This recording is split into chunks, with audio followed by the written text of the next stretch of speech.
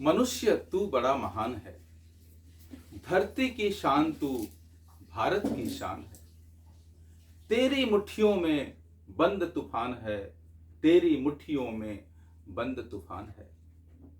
Class 10 CBSE की परीक्षा लिखने वाले मेरे शूरवीरों, तुम्हारे पास अब सिर्फ और सिर्फ 7 दिनों का समय है।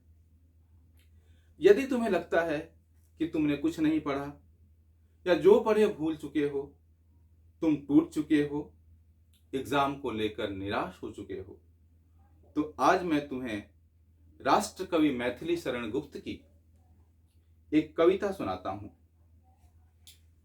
नर हो न निराश करो मन को, कुछ काम करो, कुछ काम करो। कुछ तो उपयुक्त करो तन को, कुछ काम करो, कुछ काम करो।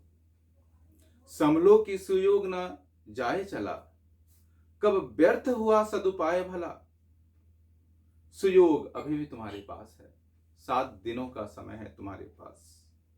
कभी भी तुम्हारा उपाय व्यर्थ नहीं जाएगा। निज गौरव का नित ज्ञान रहे, हम भी कुछ हैं यह ध्यान रहे। न हो निराश मन को, न करो मन को निराश। कुछ काम करो, कुछ काम करो। प्रभु ने तुमको कर दान दिए, सब वांछित वस्तु विधान किए। समझो न अलभ्य किसी धन को, नर हो न निराश करो मन को। कुछ काम करो, कुछ काम करो। प्रभु की अपार आशीर्वाद तुम्हारे सर पर है, फिर चिंता किस बात की। समय की कमी के कारण कविता की कुछ ही पंक्तियों को मैंने यहां पढ़ा। आप पूरी कविता इंटरनेट के माध्यम से पढ़ सकते हैं। अब भी समय है, उठो, जागो और अपने लक्ष्य का अवलोकन करो। बीते 1 वर्षों में सीबीएसई ने एक पिता की भांति तुम्हारे ओवरऑल कठिनाइयों को समझा, और शायद ऐसा पहली बार हुआ जब पूरे सिलेबस को 2 भागों में बांटकर 2 बार एग्जाम करने का फैसला लिया गया। टर्म 1 की परीक्षा समाप्त हो चुकी है, अब बारी है टर्म 2 की। बाकी है सिर्फ 7 दिन। यदि तुम्हें लगता है कि क्या करें क्या न करें, तुम किम कर्तव्य विमूढ़ हो चुके हो, कठिनाइयों के अनंत समुद्र में तुम लुप्त हुए जा रहे हो, तो तुम्हारे पास सिर्फ और सिर्फ एक ही रास्ता है, एनसीईआरटी की किताबें। एनसीईआरटी की किताबें। जब एक व्यक्ति चारों तरफ से हार जाता है, थक जाता है, निराश हो जाता है, मायूस हो जाता है, तो उसका संबल बनता है मां का आशीर्वाद, मां का आशीर्वाद, मां का प्यार। इन एनसीईआरटी की किताबों में छिपी हुई है मां की ममता जैसा ही प्यार।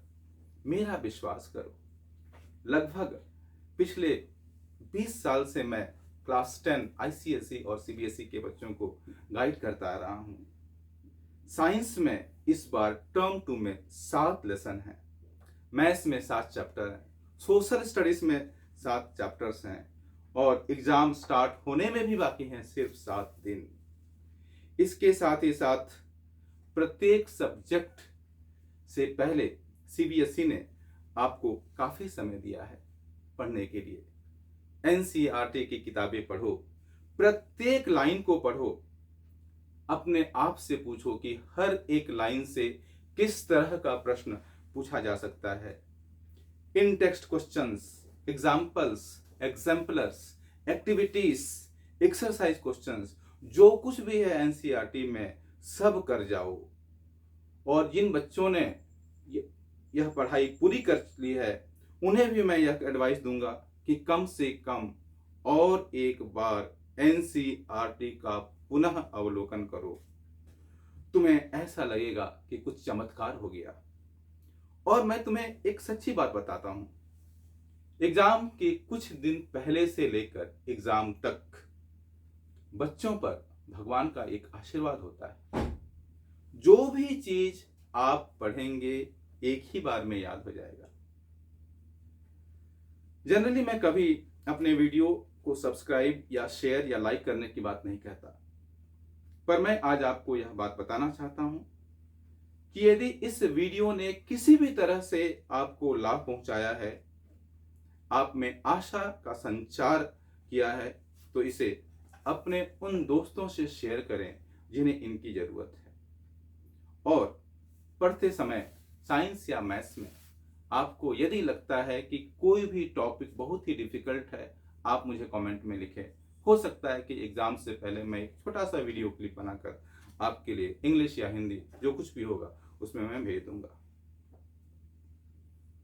अनंत सागर में डूबते हुए जब किसी व्यक्ति को एक टापू का सहारा मिल जाता है तो उसे पुनर्जीवन मिल जाता है। एनसीईआरटी की किताबें आपके लिए ठीक उसी तरह से हैं। अंत में जाते जाते एक और कविता मैं आपके साथ शेयर करना चाहता हूं। हरिवंश राय बच्चन की यह एक कविता है, आपने बार बार सुना होगा। लहरों से डरकर नौका पार नहीं होती, कोशिश करने वालों की कभी हार नहीं होती।